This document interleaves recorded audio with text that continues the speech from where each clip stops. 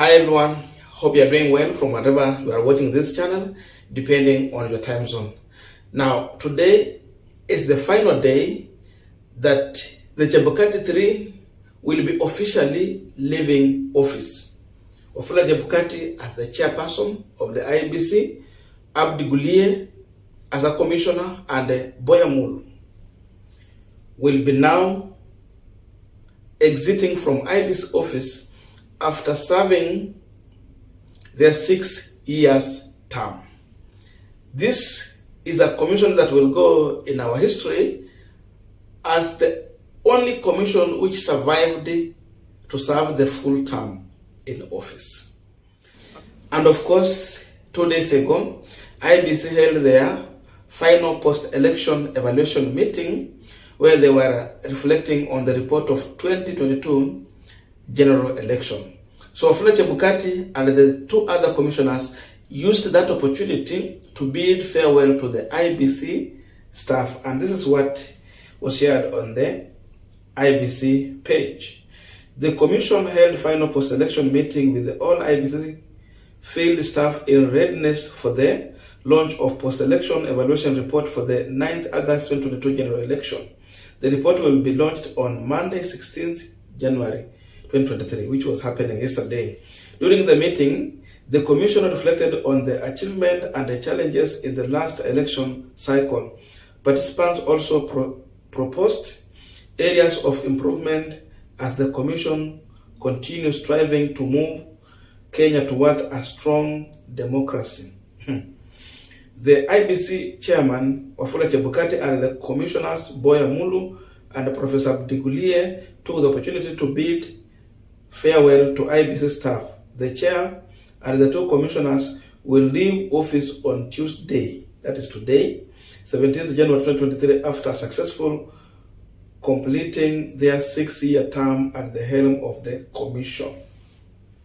So, the members of the staff congratulated the Chebukati, the chairman, and the 2 commissioners for their historic completion of their term in the office for the first ever. This is the first team to complete their term in office. But if you look on the whole event that happened yesterday, you will realize that there was a kind of celebrating Wafula Chebukati, Abdi Gulie, and Boya Mundu, as if these individuals managed to deliver successful election, because this team has overseen 2 elections, the 2017 general election and the 2022 general election. It was a kind of made to look like they are being celebrated for a good job they have delivered. But the question I ask on this punchline is, Wafula Chebukati and the 2 other commissioners worth to be celebrated? Are they heroes of our time? That's what we want to try and analyze, to remind Kenyans about this team, because we cannot have any other time to talk about them other than right now as they leave office. But before we go deep into that, just a quick request for those who are watching and you have not yet subscribed, please consider subscribing. To our channel subscribers, thank you so much, and again to all our viewers, please give this video a thumbs up. Thank you, and back to this discussion. Now, the truth of the matter is that there are individuals who might celebrate Wafula Chebukati and the team. They are also the other side which is grieved. They have no any reason to celebrate Wafula Chebukati or anyone in that team. Because in as much it's going in the history that this is the first team to finish their 6 years term in office, again, this also is the first team that have ever overseen an election that was nullified by the Supreme Court of Kenya. That one also is going in the history. So if this is a commission that oversees an election that was finally nullified by a Chief Justice and the bench of the Supreme Court, then the question is there anything we can really celebrate about such people who failed to deliver the election, which is very costly in this country, running into millions and billions of shillings. Because you look like when Chebukati talk, it's like he really delivered this country in his 6 years time in office. And he's taking guards to advise the country on how they need to move forward. You look at someone like Abdi Gulie and Boya Mulu. They are talking as if they have a clear advice to the country, when they go ahead to say that they are offering their advice that Kenyans should appoint a proper replacement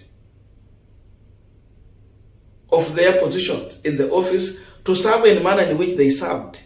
To them, they delivered. But to Kenyans, do they know the kind of harm they have done? Because this team should be aware that they are, they have been accepted by one side, which is William Ruto's side. A referee who has been sidelining with the one side of the game, but not standing out or coming out clear as a referee who is unbiased. This is a team that will go into the book of history as a commission which was divided into two. Because when we talk about the Chebukati 3, we also remember about the Cherera 4. An IBC chairman who missed a point to unite even the commission itself, whereby Chebukati was announcing his result of 2022 election here, and Cherera was giving different view. So to me, this is one of the teams that failed. But this team was able to stay into office up to the end because we had people who were protecting them. Not because they were doing a good job. The NASA coalition strongly opposed this team because on the manner in which they conducted the election. Anyone who disagreed with this team, and now Chebukati is taking credit, he should be telling Kenyans where is Musando and why Musando's life was terminated. The manner in which Akombe resigned from IBC. Why is it that people had to lose life for them to deliver victory to some people? Those are serious questions that Chebukati should be answering, rather than trying to take credit in an election and an environment in which he failed the country. As a commission, they failed to unite the country. Actually, they talk about a team that has been in office overseeing several elections, then they end up not turning into violence. The truth of the matter is that at least Raila was a statesman. And even Uhuru Muigai Kenyatta realized that if he was not going for a handshake, then it was going to be a very tough term in office for him to serve. Whereby even the economy itself was already being sabotaged. Because many people believe that the 2017 general election was not free and fair. Uhuru Muigai Kenyatta literally rigged himself in through Wafula Chebukati and the team. Ruto na Uhuru Kenyatta hawakushinda uchaguzi. So Uhuru had to incorporate Raila Amolo Odinga through a handshake. That means they look for another way to survive. Not because Chebukati delivered the election. No. So at the end of the day, there are so many questions people will ask themselves going forward. Before anyone come out to celebrate Wafula Chebukati,